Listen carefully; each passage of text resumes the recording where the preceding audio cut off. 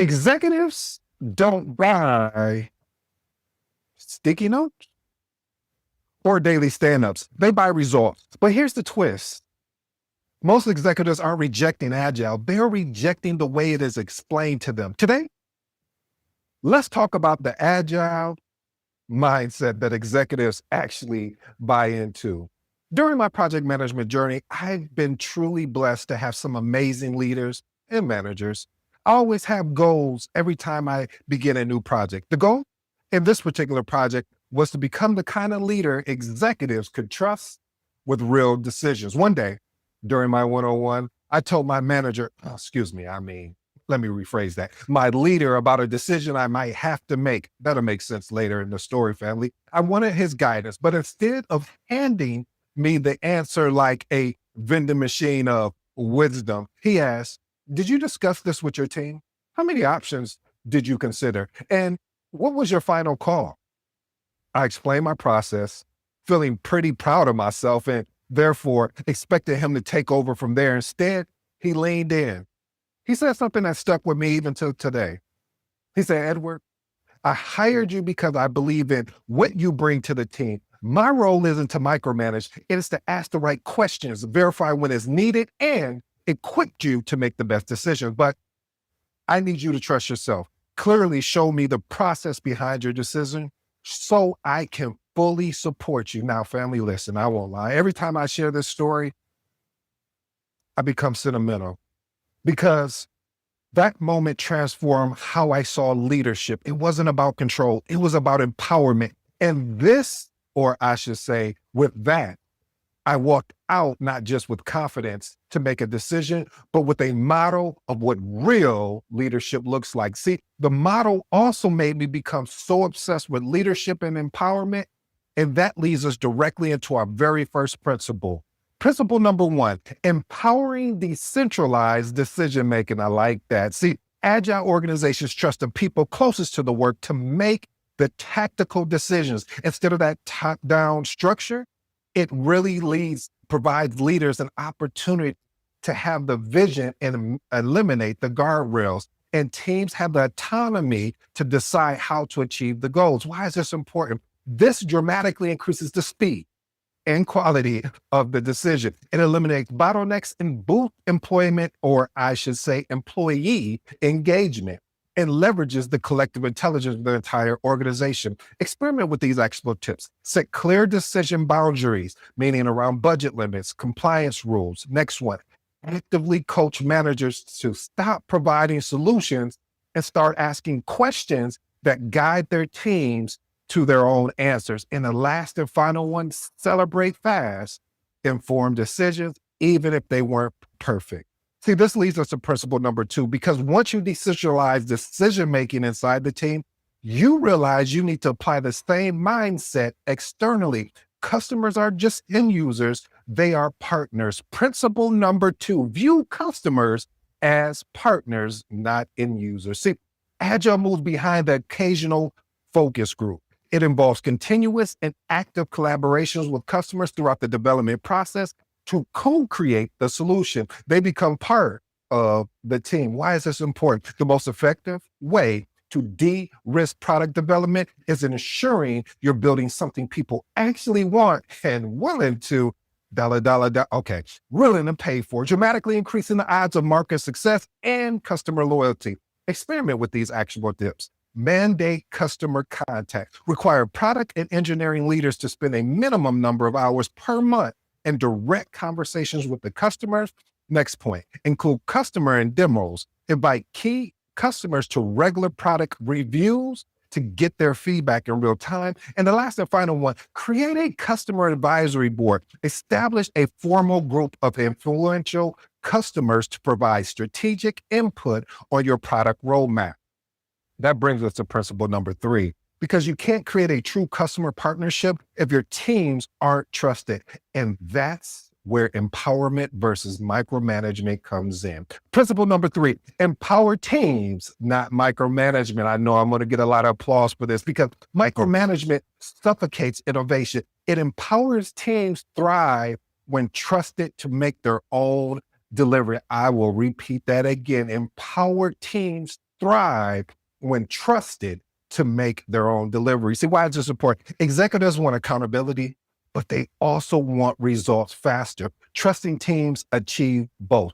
Experiment with these actionable tips. Invite executives to sprint reviews, not daily scrum. Again, family, sprint reviews is we're showing the product. With our sprint review, we're allowing the conversation to be open more wider, to have that dialogue about the product or service that we're delivering. Next one, shift leaders from approvers to enablers. Ooh, I like that. Share stories of empowered teams outperforming expectations, which naturally leads us to principle number 4, because empowering teams means you also need to empower strategy. Strategy should be treated as a hypothesis, not a fixed plan. Principle number 4, treat strategy as a hypothesis, not a fixed plan. See, in a continuous changing market, a rigid 5-year plan is a liability. The mindset treats the business strategies as a series of testable hypotheses. You make small investments or bets to learn and adapt based on real market feedback. Why is this important? This approach minimizes the risk of making a single massive bet on an unproven strategy. It allows the organization to pivot intelligently without scraping years of work, saving immense time. And most of the thing they love to hear, and I love to hear, is capital. Experiment with these actionable tips. Frame initiatives as bets with clear assumptions. Next one, measure outcomes, just activities. And the last and final one, pivot when assumptions prove wrong. This leads us into principle number 5, because once you have a strategy becomes flexible, roadmaps stop being a prison of deadlines and start becoming a map of outcome. Principle number 5, outcome-orientated roadmaps. Instead of what will be delivered by when, roadmaps show why something matters and what impact it will create. See, this is important, family, because executives buy, guess what? Impact, not timelines. Experiment with these actionable tips. Replace Gantt charts with this: now, next, and later type views. Next one, tie features to business outcomes. And the last and final one, use leading indicators as roadmap checkpoints. This is basically around our customer engagement. See, this takes us directly to principle number 6, because none of this works unless your teams feel safe enough to take the risk.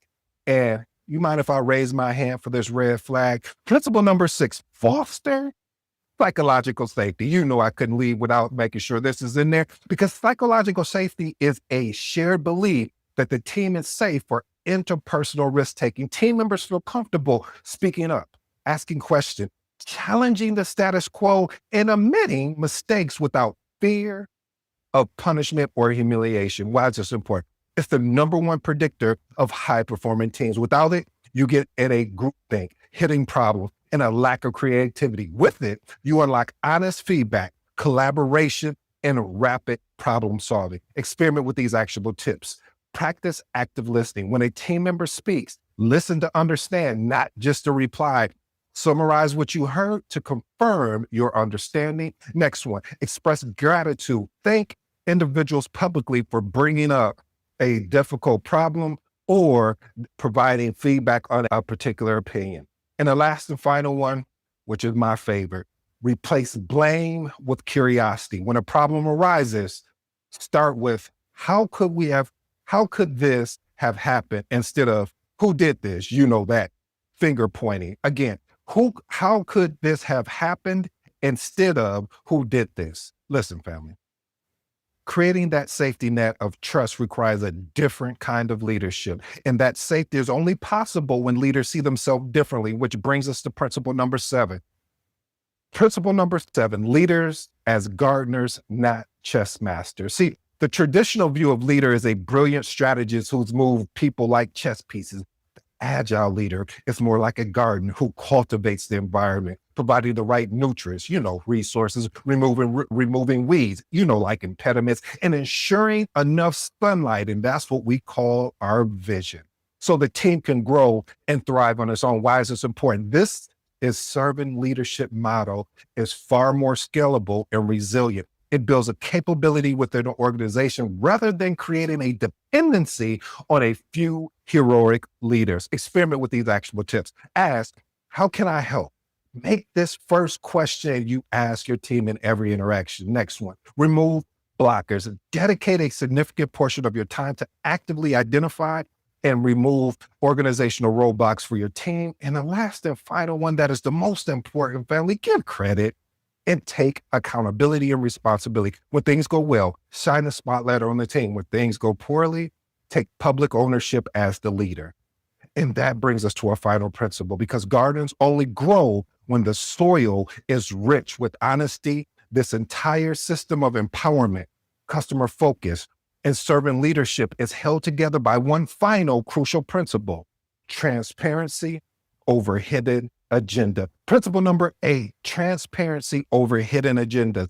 Agile teams use tools like Kanban boards to make all work planned, in progress, and done visible to everyone. This transparency extends from the team's task all the way up to the company's strategic goals and the challenges it faces. Why is this important? Visibility is the foundation of trust and alignment. It exposes bottlenecks, it highlights dependencies, and it allows for real-time course correction. When people understand the why behind the work, they see the whole picture, they make better decisions, and they feel more comfortable about making the decisions that align with what is going on within the organization. Experiment with these actionable tips. Create an executive level Kanban board, basically visualizing the major strategic initiatives your leadership team is working on for the whole company to see. Next one, hold open strategy sessions. Invite people from all levels of the organization to listen into the strategic planning conversation.